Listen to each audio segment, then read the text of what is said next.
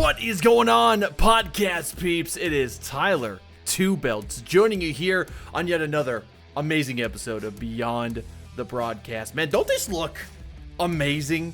I just recently bought these not too long ago because I had to buy it for this episode, man. Okay, maybe not specifically for this episode, but I had to buy it for the new podcast room coming up here soon, which of course y'all are going to be able to see here. I'd say April. Late April, we're going to have a new podcast room. I'm going to take these off. These are extremely heavy. So, obviously, do a little show and tell here. We got, in my honest opinion, the best TNA championship belt design, except for the new one. The new one is amazing. Got the TNA Heavyweight Championship. I'm going to put that right on the floor here. Sorry about this. And, of course, we have, it's upside down, the classic, the one, the only, the NWA World's Heavyweight Championship. I had to make sure I was holding this one up as well. So if this doesn't tell you the kind of guest we got on today, I don't know what else is going to tell you. Let me put this one down too. I had to show this off, man. I've been waiting so long to show those off. But, man, we got such a great episode here on Beyond the Broadcast. Thanks so much for coming back for this 5th episode. Man, 5 episodes deep, and we've got one of my favorite episodes to date coming up here on this episode. So if you are enjoying the show so far, or maybe this is your first time ever coming to Beyond the Broadcast, well, welcome in, and make sure you support the broadcast, the podcast, broadcast, whatever you want to call it. Support us by simply following us on your preferred podcast platform. Yes, that is a feature. So when you follow us, you're going to get notifications when we have a new episode out every single Friday. So make sure you follow us on there. And we got a little weird thing going on with social media, Twitter. I don't know what happened with Twitter. We were suspended on Twitter for no reason, as one does. So now we have Threads. So Threads is going to be kind of the Twitter of this podcast. So make sure you follow us, Beyond the Broadcast podcast, on Threads. I've been posting a little things here and there to grow the following. So make sure you follow us on there. But man, we got such a great episode here on this episode. Such a great guy that we're talking to today. We are talking with one of the longest reigning champions in Impact Pro Wrestling history, and I'm not talking about that Impact Pro Wrestling, not TNA. We got Mr. James Jeffries on the show today. IPW World's Heavyweight Champion. That is what they say it and call it, so that's what we're going to call it. We call it the World's Heavyweight Champion. Man, James, oddly enough, we have a few ties even back to where I used to grow up in Riceville, Iowa. He currently resides in Des Moines, but he grew up in the very small town of Riceville, Iowa.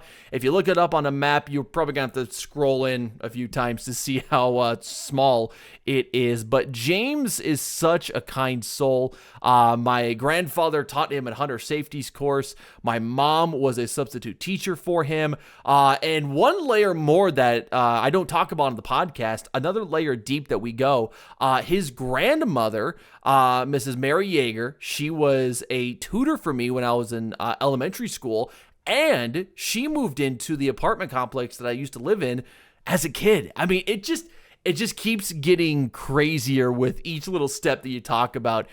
So the world is truly small and quite awesome. But James Jeffries has been wrestling for so long, I think close to 20 years. Started in 2008, 2009, so we're approaching 15 years plus for his career, and he is probably one of the most generous guys I have ever had on the podcast.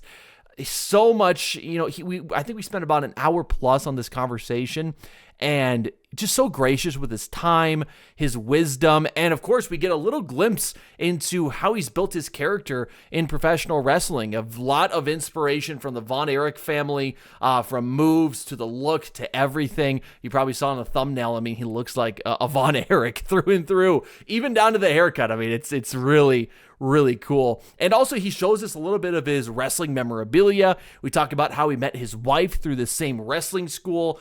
And, of course we talk shop about wrestling. I mean, that's kind of what it's about. All these pro wrestlers are wrestling fans at heart. So it's such a great conversation to it today. So I've already taken up enough time with this intro. Let's just get down to it.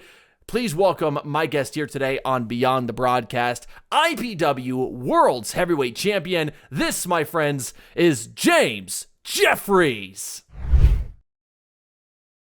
Man, we got such a special guest here today. This is Mr. James Jeffries. He is the Impact Pro Wrestling Heavyweights Champion, World's Heavyweight Champion. I want to make sure I get that right because some people say world, other people say worlds. But James, man, what's going on? What's going on in your amazing world of pro wrestling? Oh, just we're kind of just getting fired up a little bit more here again. Getting busier the last couple weeks, so I uh, just did a show up in Algona for Absolute Pro Wrestling, and then before that we had an Impact Pro Wrestling show down here in Des Moines. Um, and then this Saturday I'm going up to Faribault, Minnesota to wrestle. So things are picking up a little bit, and it's nice. It's nice to get out and see the fans and see some familiar faces. So. Yeah, what was that event like down in Des Moines? Because I saw the posters for the guys and the gals on that. So how was that event for you? It was really cool. Like a couple of us joked, like, if you could imagine pro wrestling at Studio 54, I think it was kind of like a nightclub wrestling type of an atmosphere. They had music playing kind of in the background at the same time the wrestling matches were happening, and we'd been down there. I think this is our third show we'd done there, but we were in Forte in Des Moines, right downtown. We were there for 7 years. So, and then when Forte closed down, it's still nice to go back to Des Moines to wrestle. So there's a lot of good wrestling history down there, and there's a lot of good wrestling fans down there too. So it was cool. Good Yeah. time. Yeah, absolutely. And I think we need to preface this real quick before we start. You are IPW champion. You are not TNA champion. I wish you were. That'd be cool, but you're Impact Pro Wrestling champion. So there's just a little bit of difference there. Yes, sir. Yep. Impact Pro Wrestling. I can remember when we were all sitting in a meeting in the locker room of Impact Pro Wrestling when TNA said they were going to change their name. So it's funny now that they're changing back to TNA, and also I just wanted to say too, Tyler, thanks for having me on tonight too. I really appreciate it. Yeah, So absolutely. I mean, we're doing this interview right around 7:30 at night, so we both were able to make this work. And I appreciate you making this work, man. You're pulling. I think, if I'm not mistaken, I mean, you're a wrestler. You got a main job. I mean, you're doing all this stuff. You got a kid at home. I mean, so thank you for making the time, man. yeah, no problem, man. I love doing these types of interviews, and it's always an honor for me to be asked to do a podcast, or to be asked to be talked to about my wrestling life. And yeah, I got a regular warehouse job, and my son is 2 years old, and my wife Nicole, she's a wrestler too. So um, it's been wrestling's been real good to me. So it's pretty fun to share it, and I don't know, it's just always cool when somebody asks to talk to you. So I feel very honored. Yeah, no, absolutely. And the cool thing, James, and for those listening, I mean, the cool thing about the connection between me and James is we both grew up in the same small town of Iowa. I learned a little bit right before the camera started rolling of the fact that my mom's substitute taught you. My grandpa, he was your hunting instructor. I mean, that's just a weird thing. So again, I'm going to ask you this while the cameras are on. I don't want to make you feel old, but now that we're kind of sitting here together, it must make you feel just a teensy bit old at this point. It does. It does. I'm 35 years old, and I remember, Tyler, you were, I want to guess probably 3 or 4 last time I saw you. So it's really cool to see you're doing so well, and you do such a good job with the podcast. So I'm very, very happy for you. And it's nice to see a fellow Ricevillian, as they call it. But yeah, it's a pretty special place to grow up, and I was fortunate to wrestle there in our hometown twice. So it was, and I still go up every so often to hunt and then see some friends, and it's a very special place to me. Yeah. So. Yeah, no, absolutely. Well, let's talk about pro wrestling, man. I've got you here. Let's talk about your pro wrestling career because it's really taken you a long ways. You've been IPW champion for 2 years up until this point, and you've kind of run the gamut. I think, if I'm not mistaken from what I've heard, your career started late 2000s, early 2010s, and it really started to pick up with some tag team stuff with a run with the Extreme Championship. So talk about just your humble beginnings from small town Iowa to the squared circle. Okay. So yeah, I graduated from Riceville in 2007, and I watched wrestling with my dad growing up. A lot of the Attitude Era, and I remember a little bit of like what they call the Golden Era with Ultimate Warrior and Hulk Hogan, Kerry Von Erich, all those guys.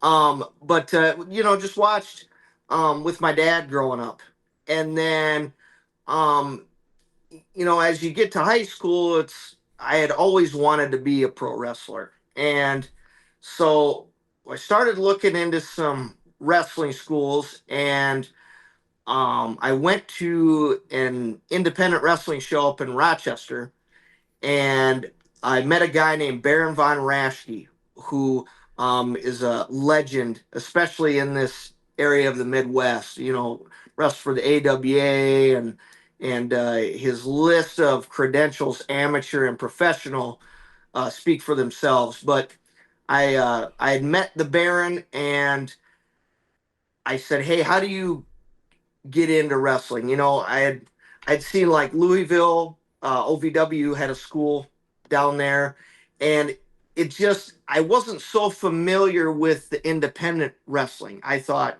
hey, you go to OVW, and hopefully you make it through OVW and go right to WWE.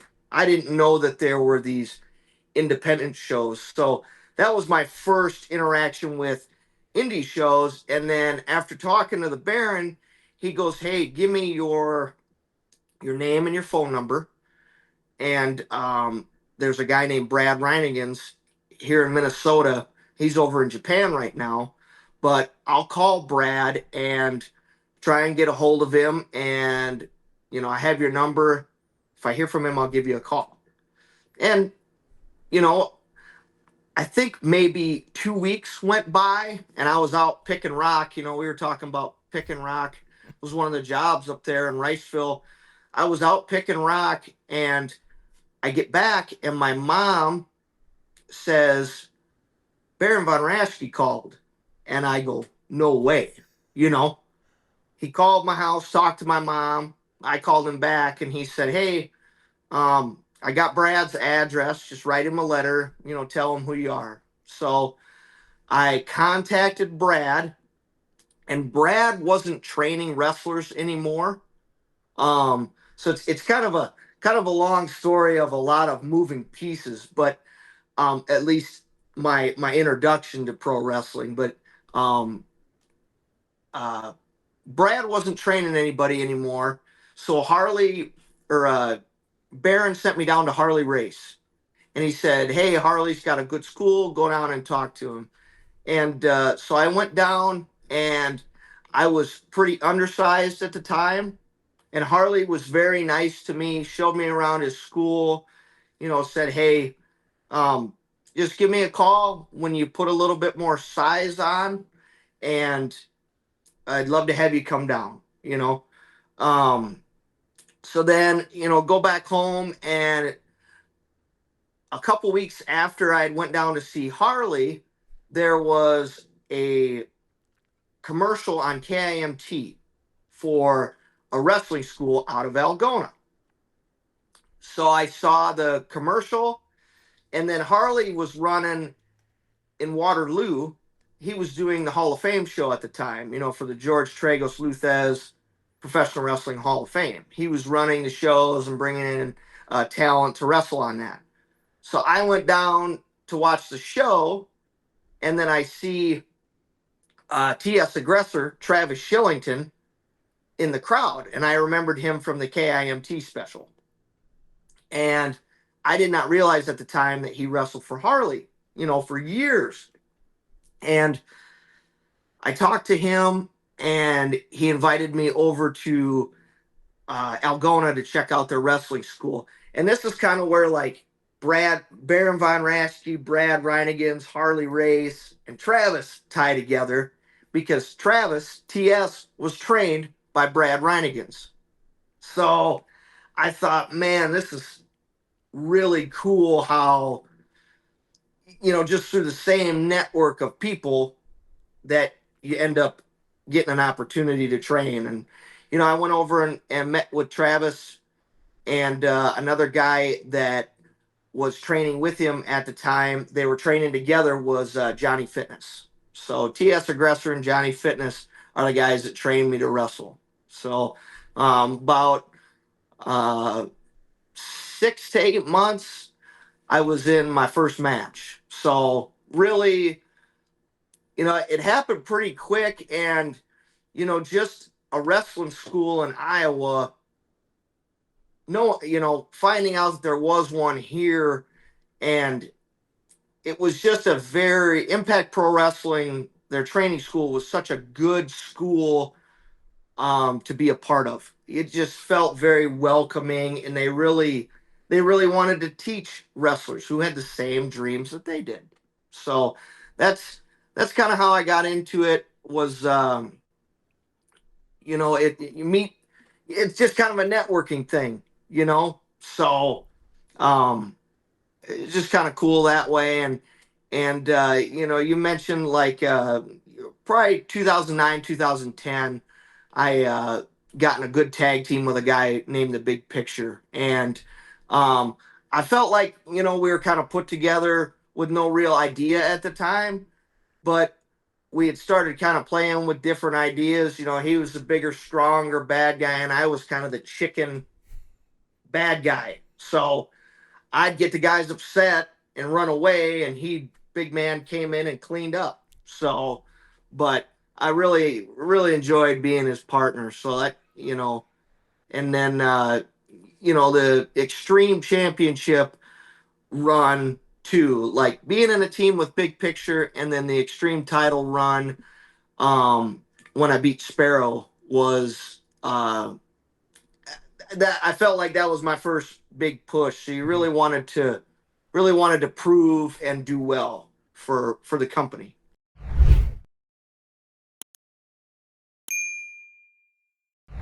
I do got to ask you because I was listening to a previous interview you were in, and you had mentioned some of the extreme matches that you were in. I mean, you had triple threats and no DQs, but you also mentioned fans bring the weapons. What's one of the weirdest weapons that were amongst the crowd?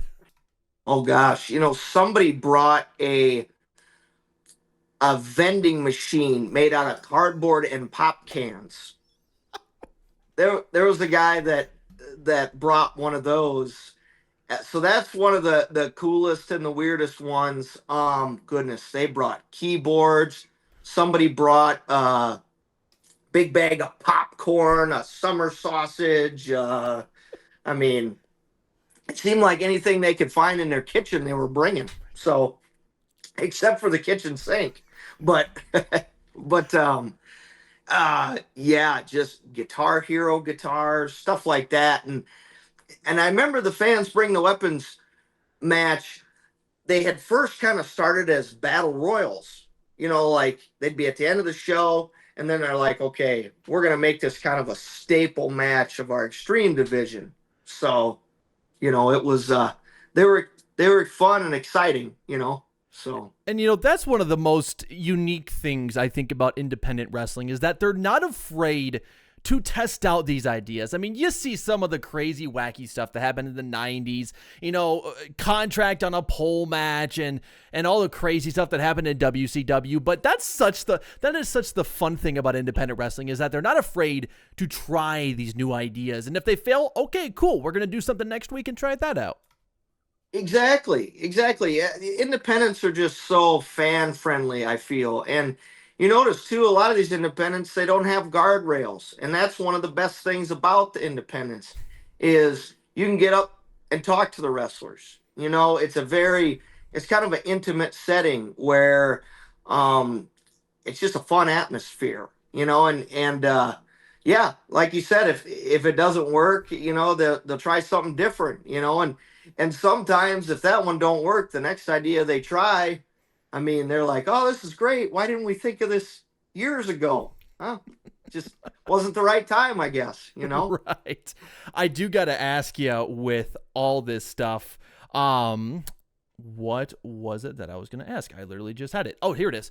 We're talking about independent wrestling, and I think people have in their minds what it's like nowadays. I mean, with AEW, with ROH, with MLW, all these independent shows now that have the presence and the showcase and all that stuff, they have it in their minds now. But when you started out, it was really difficult to get into indie wrestling and to even know what it was. You really had to seek it out. So what are the differences that you see between independent wrestling when you got into it and what it's like nowadays?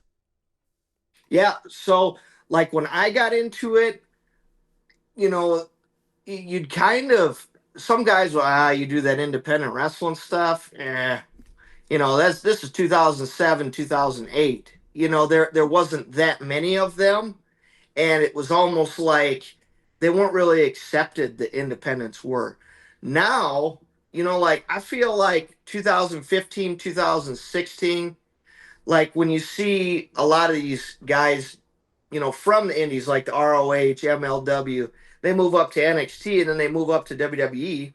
I feel like a lot of those indies, they became more accepted, and people are making their living on the independents, and they weren't so much snickered at anymore, if that makes sense. Like there's so many good independents, like GCW and MLW, Impact Pro Wrestling, ROH. Like there's there's really just so much wrestling nowadays that you can watch all the time. And a lot of the independents, I think, are doing real good, and I like them too because it seems like a lot of these independents, as you've seen, Tyler, they kind of have their different themes too, like Impact Pro Wrestling is a little more family friendly, and then GCW is a little bit more hardcore with a little bit of a ECW edge, so, ROH is traditional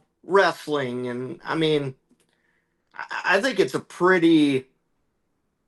I think it's been pretty fantastic to see how the independents have grown within the last 10, 15 years, because it's really helped a lot of wrestlers make a living in wrestling. So I Yeah. just, I mean, yeah, it's fantastic. you talk about like the Matt Cardonas, you talk about um, the Flip Gordons of the world, the Young Bucks. I mean, these are guys that really got their start. I mean, even in your era, I mean, PWG and ROH were kind of the indie darlings, if you want to say. But I really love that it's the fact that it's taken more seriously now. I mean, you look at even the match that Will Ospreay had at Rev Pro recently. I mean, 6 stars by Dave Meltzer. That's nothing to bat an eye at. So, a lot of these wrestlers are finding ways to, like you said, to actually make a living off of this, and it's a living example that the independents were really in a very special era of pro wrestling. Yeah, yeah, and I think a lot of people are, saying that they're the new territories. You hear about territory wrestling. I think a lot of people are comparing the independents to territories, and I think it's fantastic. It's just more platforms, more eyes to see wrestling. And like even here in the states, it's grown, and it's grown overseas too. So it's just keep growing independent wrestling. So there's a lot of good wrestlers that haven't been discovered. Will Ospreay. I mean, he's been discovered, but it'd be cool to see him in WWE. So He's been kind of turning that question of is he not? Obviously, he's going to AEW at this point, but you never say never. I mean, you never know. yeah, yeah, for sure. And it's great, that you have like an AEW or a New Japan or WWE. You got more places to go on that level. That's was something that was special uh, with the Monday Night Wars and WCW and WWE and ECW, is that you had different avenues, different type of product for each one. You know, they offered something different. So Yeah.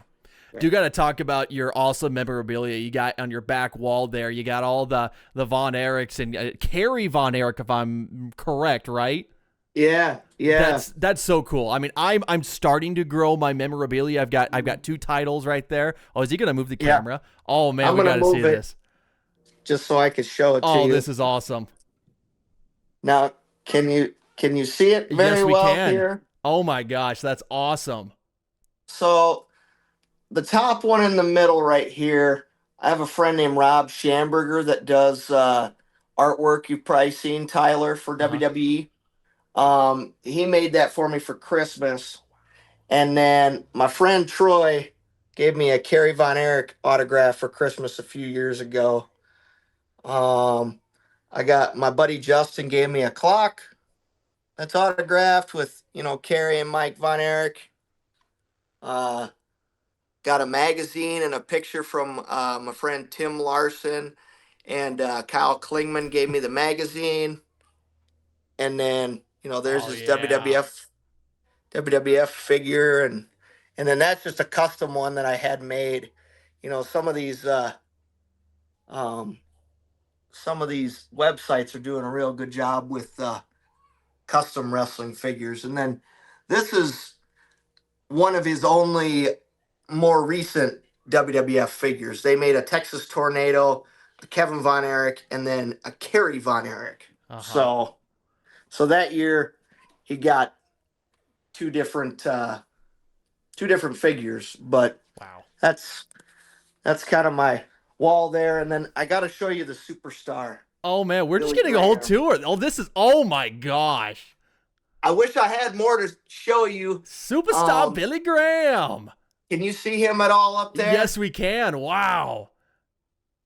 I bought them two figures because I thought, they look pretty good. And then that's a Rob Schamberger watercolor as well. Oh, that's so So, cool.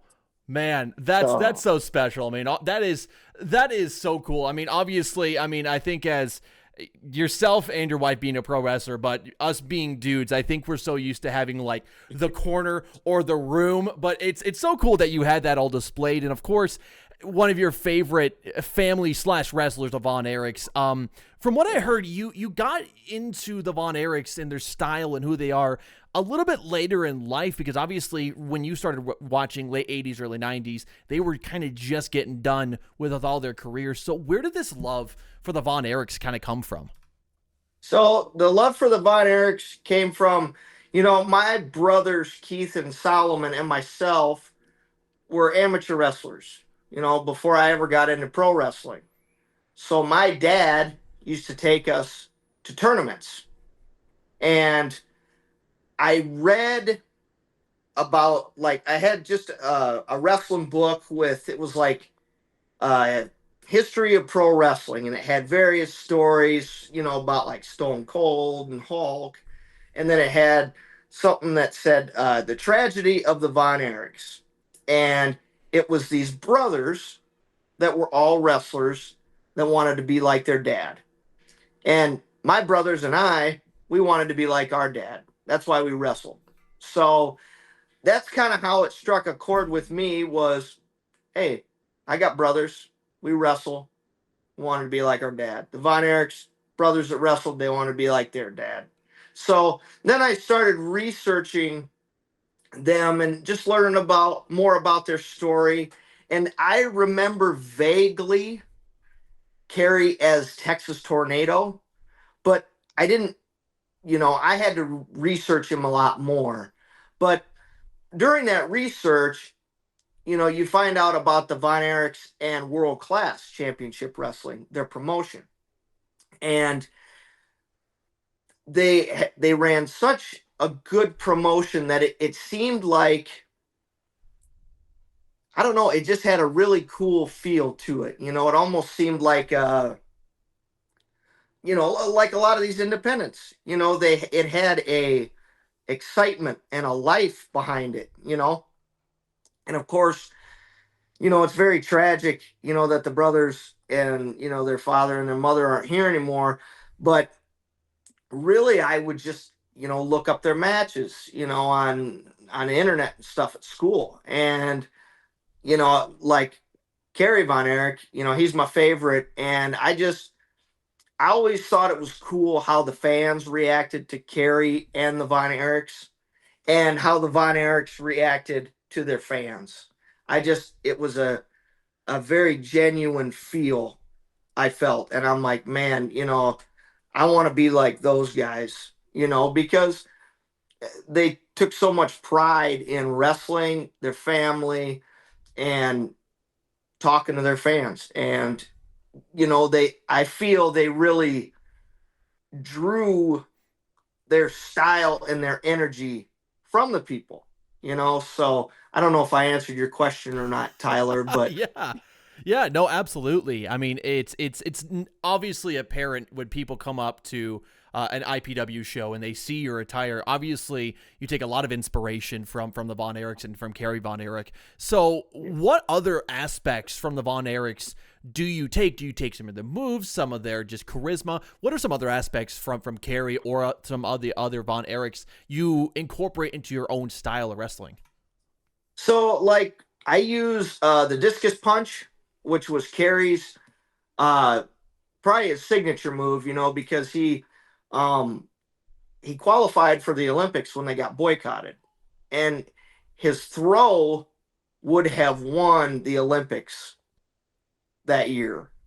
But unfortunately, with the boycott, he didn't get to. He had his record was, you know, a huge leap better than the top guy in the Olympics at that time. But so he threw that discus punch in his matches, and I just always wanted to throw a discus punch, like my hero. So I try and get that in my matches. The robe I wear to the ring, I copied from him. A lot of, like the tassels and stuff on my boots. Like I tried to take a little bit from the Ultimate Warrior and take some from Kerry and a little bit from Billy Graham, because I got some tie dye stuff, and like when I was a heel, I'd wear the feathered boas and, a little bit of pink, and just tried to be flamboyant like the superstar. So I just wanted to wear a little bit and try and wrestle a little bit like all of them, like the Von Erichs in particular. They had such charisma that it's hard to replicate it, but I just always wanted to believe like they do, or they did. Mm-hmm. So, but yeah, discus punch is one thing I could think of. Tassels on the boots. It's just fighting back from underneath. The Von Erichs did that. Excuse me. Von Erichs did that a lot.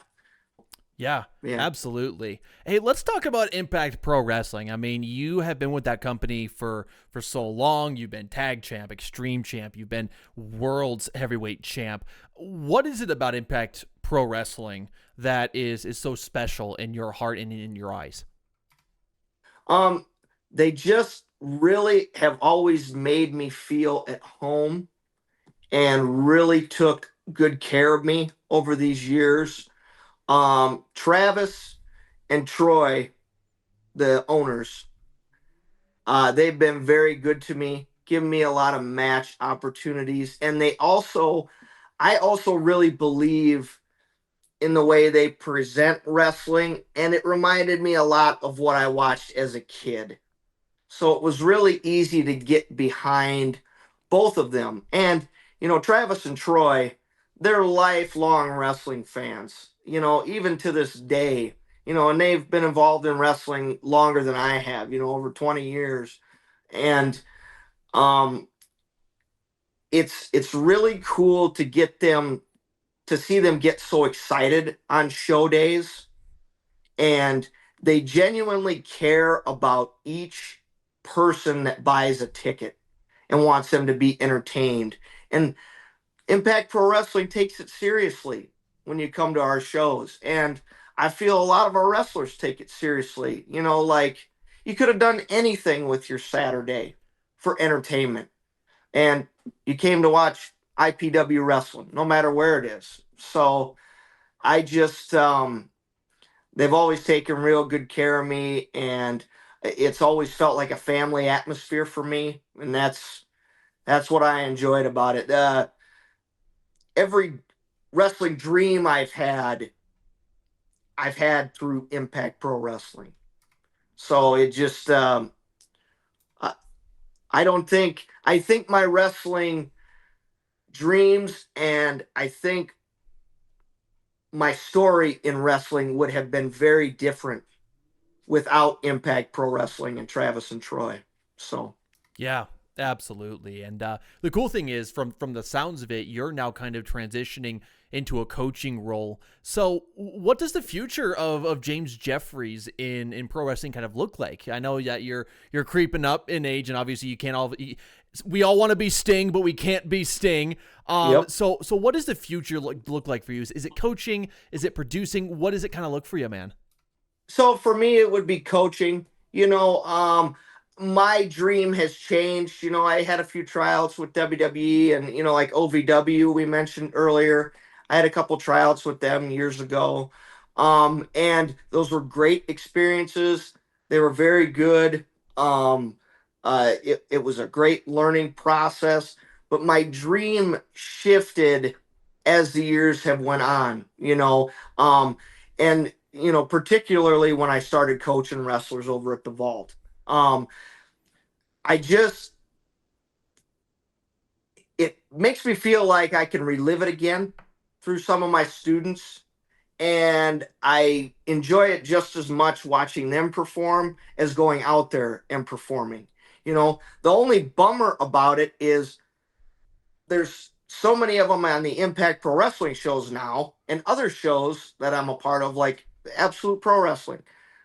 Some of my students were on the shows, and the only bummer is you can't watch each of their matches. You're always missing somebody, so I always kind of feel bad that way, because you want to be able to watch all their matches. But yeah, just the future for me is as a coach, as however I can help with Impact Pro Wrestling, or help out some of the students that I have. I guess I've had such a joy in the wrestling business, and I've enjoyed it so much.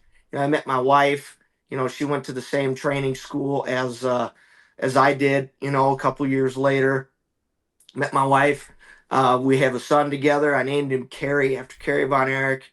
Um, my dreams were fulfilled a long time ago. So it's just any way I can help in a coaching aspect is how I'd like to keep going the rest of my wrestling days. And it's still fun to get in the ring, you know, uh, from time to time, and I still enjoy that. I still love seeing the fans, and I'm very proud of all the wrestling students that I've got to work with, and it really helped my longevity, I feel.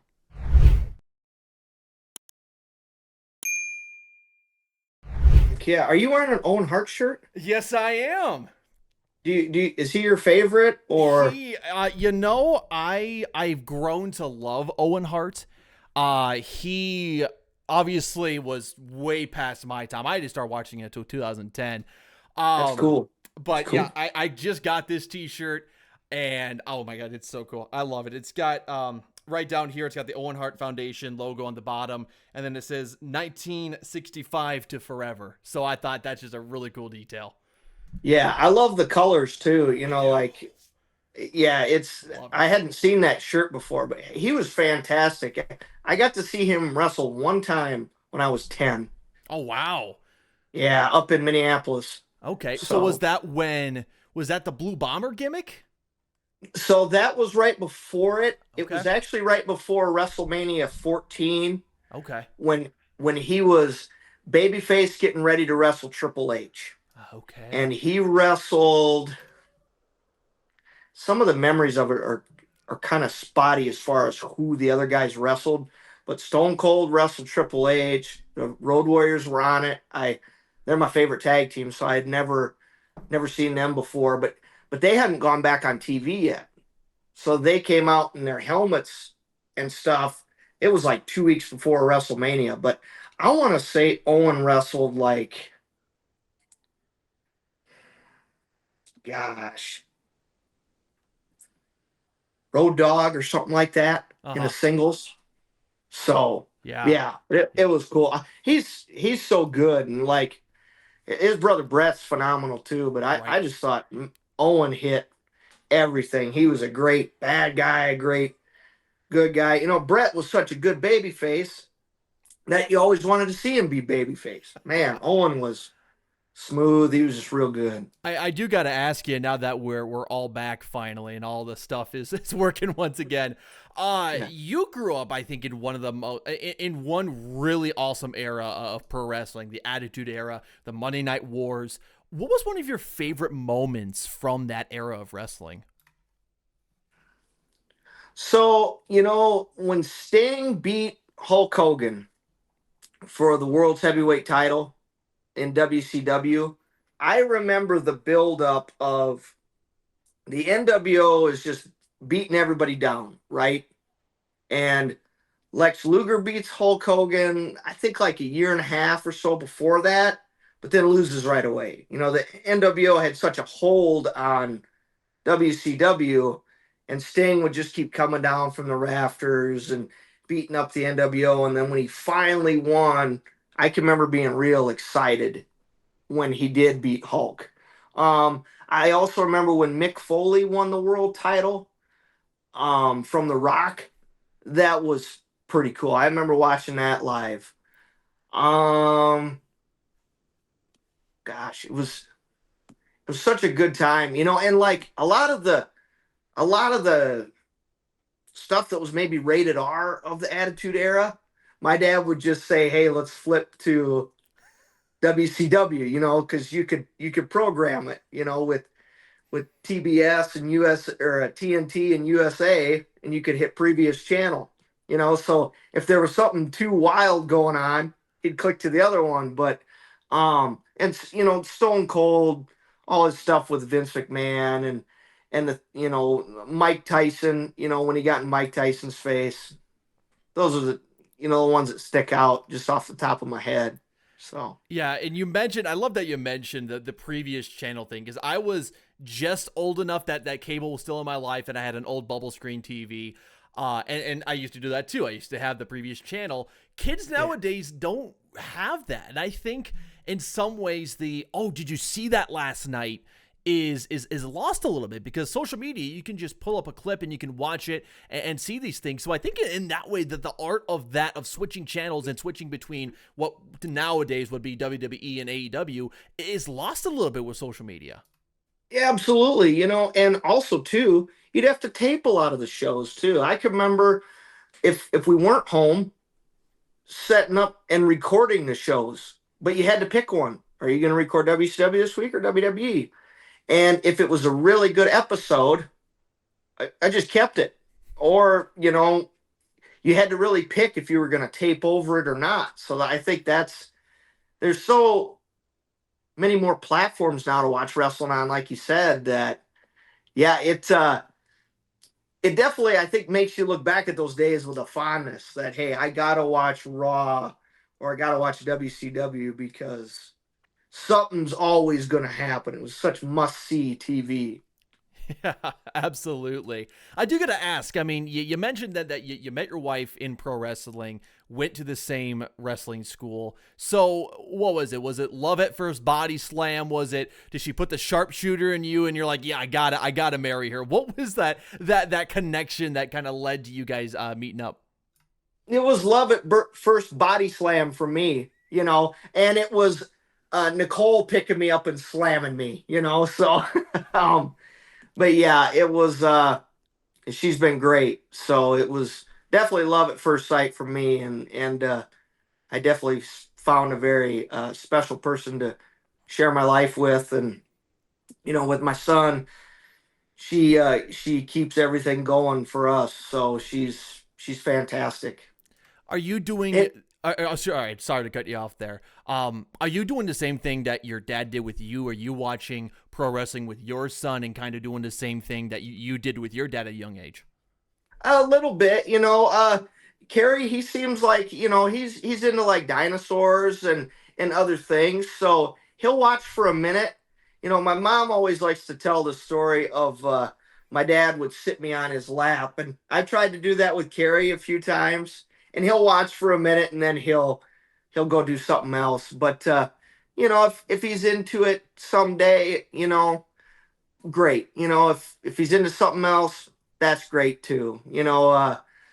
Hopefully, someday he can watch matches of myself and his mother, or we can share some with him, and say, hey, we did this once upon a time, I mean, but yeah, it's just and then like when we take him to live events too, Tyler, um, I think the noise and the atmosphere kind of scares him a little bit. So, um, maybe someday, when he's a little older, he'll be able to see what's going on a little better. Yeah. So, Yeah, no, absolutely. Talking about wrestling nowadays, I mean, you have been through a lot of eras, a lot of dark points in wrestling too, the 2010s in particular. But I got to put it out there because that's when I got into it, and it was not the best part. But here I am, still a fan. I got good. to ask because we have really seen a big renaissance of pro wrestling. I think for the first time since the 90s, pro wrestling is cool again. You don't have to be afraid to be a pro wrestling fan. So, talking about pro wrestling and what it is today, what are some of your favorite wrestlers, favorite storylines that's going on? What are some of your favorite things about pro wrestling today? Today, I mean, I love the Bloodline storyline that they were doing a little while ago.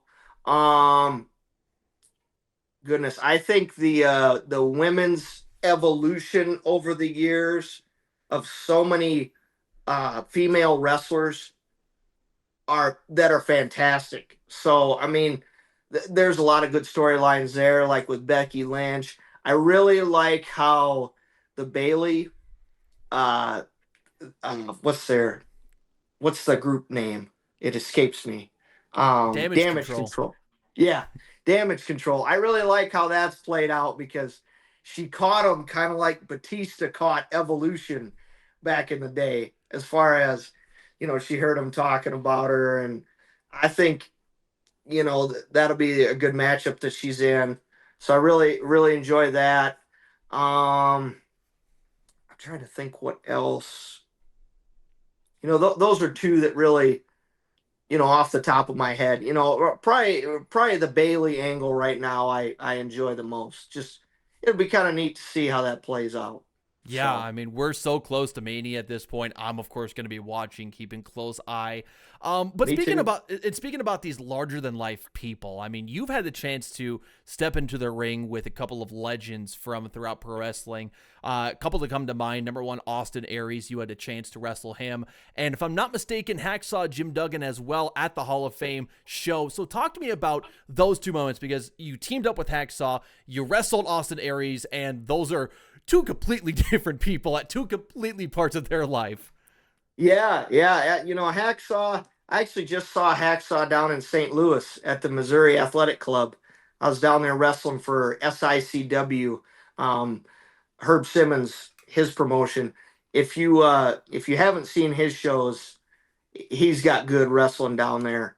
But I teamed with Hacksaw a couple times, and it's cool because I have his Hasbro action figure downstairs from when I was a kid. And you meet him, and he's super cool. Like he was a really, really cool guy, and he was always having fun. Even when he was winding his career down. And I think he's such a good example of a wrestler and a good example of an ambassador of pro wrestling. And also, too, I watched a video with him recently that he said he's been with his wife for 40 years, put two daughters through college, like all from wrestling. So I just think he's a good human being. Yeah, Hacksaw is. And teaming it with him was great. It was myself, Jimmy Rockwell, and Hacksaw Jim Duggan, two Jims and a James, versus Team Canada, Matty Starr, Ryan Slade, and Devin Carter. So that was cool. And Austin Aries too. One thing I'll say about Austin is some of his first wrestling he did out of Minnesota was for Impact Pro Wrestling.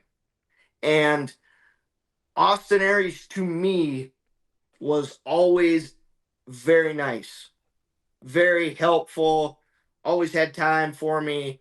Just I think he gets a bad rap sometimes because if you sit down and really talk to him, he's got some good stories, and I think he was one of my favorites, like when he was in WWE and even in TNA too, because Troy and Travis brought him in a few times, like when I was tag champ and extreme champ. So I had seen him, and he wrestled a few of my buddies. So I'd been around him a few times, and just like Hacksaw, you've been around them a few times, and they were always really cool to me. So I really liked wrestling Austin Aries. I think he's probably the best pound for pound most talented wrestler I've ever wrestled. He was on the next level. So Yeah, absolutely. The one question that I love, there's a podcast guy called Chris Van Fleet who interviews a ton of pro wrestlers, and he was a big inspiration for me starting this. So Chris, if you're watching, hey, what's up, buddy? So he asked the question, what is your Mount Rushmore of pro wrestlers? And that's so hard because there's 4 spots for people. I even have a hard time doing it. So who is on your Mount Rushmore of pro wrestling? So for my Mount Rushmore, I would say Ric Flair, Hulk Hogan, Stone Cold. Oh gosh. It's that last one, isn't it? Yes. Yes. Ric Flair, Hulk Hogan, Stone Cold. I want to put Bruno Sammartino in there just because I think he was very beloved, and just he had such a long title reign, and yeah, I'd put Bruno there. So yeah, how about you? That is so hard. There's, I think, a lot of figures within pro wrestling that you look at that I think you have to look at through the lens of how did they evolve pro wrestling to the point of where it is today. So, you got to put Ric Flair on there. You have to put Hulk Hogan on there. I think those two are locks no matter what. And from there, I mean, you can throw almost anyone in there and it would make sense. I mean, Bruno Sammartino is one of those guys. Superstar Billy Graham can be one of those guys. Bret Hart, Stone Cold, The Rock, John Cena. It's those last two that I throw it up because, I mean, I grew up in an era where Super Cena was still happening, and so he was kind of that next big guy. Some people nowadays would say Roman Reigns for the effect that he's had in this part of pro wrestling. So and of course there's one name that I think is hard to say at this point. I think the individual who helped put the WWF on the map, that name is hard to include at this point just because of everything going on. But that's a name that needs to be on there too, to a lot of people. But yeah, without Ric Flair, without Hulk Hogan, without maybe even Andre the Giant or Bruno Sammartino, or even Antonio Inoki. I mean, Antonio Inoki is one of those guys that wanted to try things to try to get stuff going. You could even say Roddy Piper. I mean, there's so many names you could throw on the wall like wet spaghetti and they would all stick. Yes. Yep. They'd all fit perfectly in there. Gosh, you mentioned Andre. I'm like, well, yeah, duh, James. Andre would be, I mean, yeah, he would just be great. I mean, yeah, it's so hard. Isn't it so cool, Tyler, that there's so many characters, and like John Cena, there's such a fondness for these wrestlers that they're just, I don't know, their body of work will live forever. and like John Cena too. I always think, so much that he does for kids and Make a Wish. He reminds me of the Hulkster. Like I just think I could remember when he was kind of rising. Like he was when I was in high school. He had just got done doing the rapping gimmick, and then he was world's champion, and I'm like, man, this guy is a big star. He's and and he's looking for that Rock payday now. So, Yeah, he absolutely is. But I think on the same terms as what the Hulkster was in the 80s. He was that for the WWE during the 2010s, or the late 2000s. He really took on this role as an ambassador and someone who is so approachable and really speaks well for the brand and is a good introduction into pro wrestling. If you've never seen it before, I think a lot of people attached himself because he's this larger than life human. I mean, he's huge, and he's like what, almost 50? yeah, Yeah. yeah, he is. He's pretty spectacular. Yeah, absolutely. I do want to ask you this because we mentioned it before. I think you and I know what pick and rock is, but I don't know if anyone else outside of Iowa would know. Essentially, you go out in the fields and you pick up rocks so that the combines and stuff like that don't run over them. So I got to ask you, what is harder? Is it pro wrestling or is it pick and rock on a hot summer day? Pick and rock on a hot summer day. So, and the summer times in Iowa get hot. So They do. I don't think people understand how hot it can be, especially in Iowa. You don't got just the hotness, but you have the mugginess. That's what kills everyone. yeah, and I don't know, like pick and rock, you'd pick it for 8 hours. I've never had an 8-hour wrestling match, so I wouldn't that's live true. through it. That would be the ultimate Iron Man match if that's the case. Yes, yes. Oh man, let's wrap things up because man, I've almost taken an hour of your night. So thank you for just being you and being so cool, man. Oh, thank you. Anytime, anytime. I'm just I'm really honored that you asked me to be on your podcast, and I just yeah, I love talking about wrestling, and it's cool too, as you know, Tyler. You're a wrestling fan. I'm a wrestling fan, so it's nice to talk to a wrestling fan. Yeah.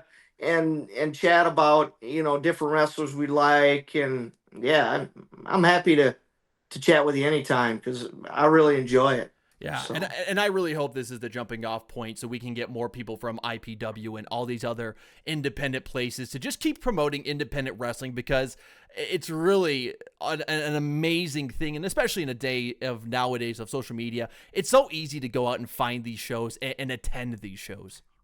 absolutely, and one aisle, you probably already know. Well, you do know about this one, Tyler, but the George Tragos Lou Thez Professional Wrestling Hall of Fame weekend. It's the 25th anniversary this year. And if you haven't seen the lineup, stay tuned, but there's already been some pretty big names announced that are going to be there this year for the 25th. I believe it's the weekend of July 18th, 19th, and 20th. But there's a Impact Pro Wrestling independent show on that. It's just I think it's a bucket list for any wrestling fan. And if there's anybody listening out there, just the whole Hall of Fame weekend, they do autograph sessions, pro wrestling show, different podcasts, and all of the proceeds go to the Dan Gable Museum, a nonprofit, and they help a lot of families, in this area. So, definitely check that out. So Well, I'm gonna have to try to make it up for that weekend because that just sounds like so much fun, man. you should, and another one too, Tyler. Herb Simmons has a thing called Fan Fest down in St. Louis. I think it's May 18th, but it's SICW Wrestling, and I'm gonna be down there wrestling. And there's a lot of legends coming to that for a fan fest. They also do a wrestling show and they do inductions. So that's close by you, and that'd be one for somebody to check out too, because Herb does a real good job with that whole weekend. And the state of Missouri just going back to the Von Erichs came up to, Missouri a lot, and there's a lot of really good history of wrestling in Missouri. Central States, and you get Harley Race down there, Bob Geigel, and so many others. But it's we live in a pretty good hotbed of pro wrestling with a lot of very good indies and very good wrestling shows. Yeah, So. yeah, absolutely. So what's coming up next for Impact Pro Wrestling? What's that next show you guys for coming up for Impact Pro Wrestling? So as far as next show for Impact Pro Wrestling goes, I want to say we don't have anything until May or summertime. We get pretty busy in the summertime with a lot of county fairs. So, and I'm sure they'll be announcing those dates, late spring, early summer.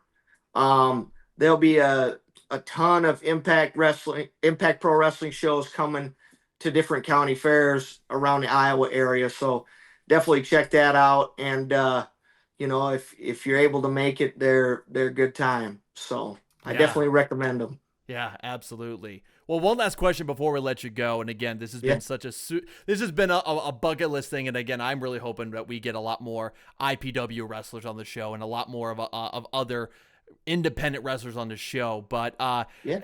last question for you. Of course, this whole show is about going beyond, above and beyond in life and doing all these really cool things. So, what are some reasons that you go above and beyond in your own personal life?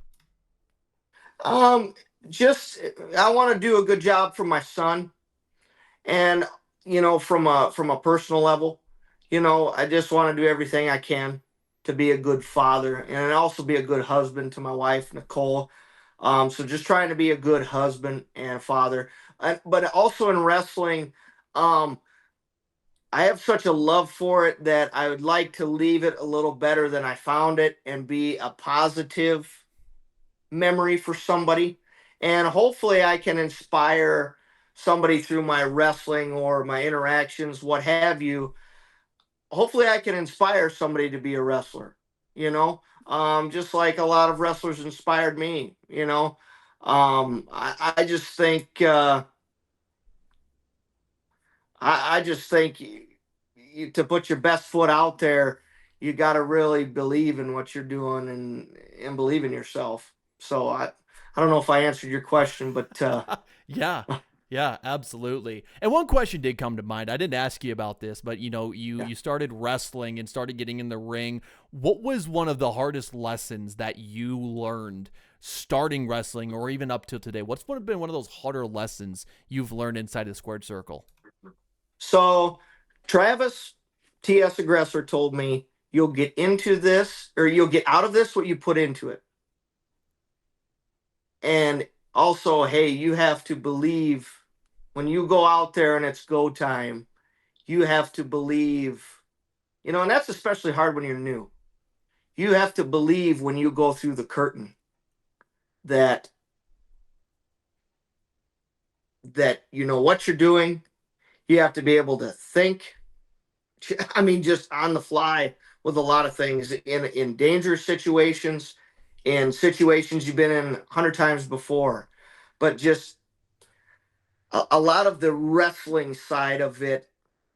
It was so much more than a physical. You had to really always be thinking. But those are two that come to mind. You have to believe in yourself, and you will get out of this what you put into it. And that's something I think you always got to keep in the back of your mind in wrestling. That hey, why am I right here? You know, you have to look at the avenues that you've taken to get there. You know, and how has it helped you grow? So, um, but yeah, it just yeah, those are a couple I could think of. Because I think there's a lot of people that are like, yeah, I want to be a pro wrestler. And then they hit the ropes for the first time, and then they take Yeah. their first bump, and then they learn, like you said, that the deeper psychology behind that. And they're like, yeah, this ain't for me. Yeah, yeah. And Tyler, I mean, it's just we tell new wrestlers all the time, you have to be honest with yourself at every level of this. and especially on the physical side. It is a physical business, and it's hard on your body, it's hard on your mind. But you have to find your way in it, and you have to find your niche in wrestling. And that may not be on Monday Night Raw. You know, it may be here or here. Like, I think you'll find your avenue. You just have to persevere, but you have to be realistic with yourself, you know? So it's, but also too, if you really want to do it, really stick with it, because it's going to take time. You don't want to finish wrestling, or I think anything, in a sprint. It's a marathon, especially the wrestling business, and you got to capitalize on it when you get the opportunities. Yeah, So. that's really well said. I love that, man. James Jeffries, IPW champion. My friend, thank you so much for being on the show. I appreciate it.